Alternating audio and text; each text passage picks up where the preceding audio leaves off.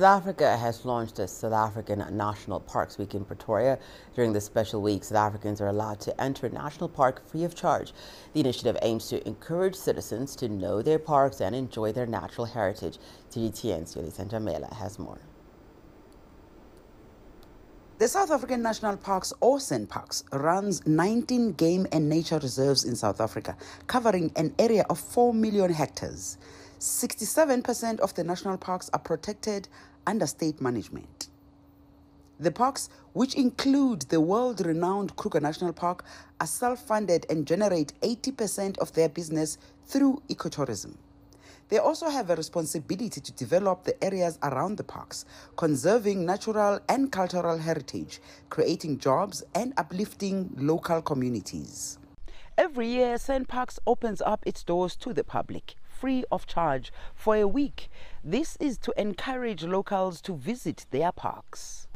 Ramashamule is a teacher who works in an area that is around the Golden Gate Highlands National Park in the Free State Province. During the Parks Week, he managed to take his pupils to the park. I'm happy because some of us, we are teaching the learners, we are teaching in the communities whereby the community can't afford to pay anything.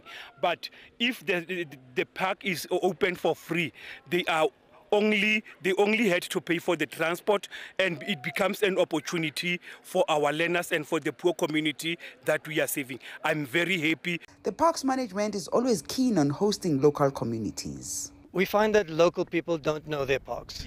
We find that local people don't understand why the park is there, and they actually feel that the park is a disadvantage to them because they can't come and do in the national park what they would be able to do elsewhere or at other times. So the idea is that people must own the national park in their area. They must feel welcome in the national park, and they must feel that there is a value of the national park to them. The free access that is offered to South Africa's national park system is aimed to inspire people to take pride in our cultural heritage and also spend time with nature. Conservation and the protection of our country's rich biodiversity is a commitment we cannot shy away from, especially as we work towards expanding our conservation estate to meet international commitments and work to protect our natural world in a sustainable way for current and for future generations. The initiative first started in 2006, allowing thus far access to more than 600,000 South Africans who otherwise would not have been able to visit a national park. Yoli for CGTN in the Free State Province in South Africa.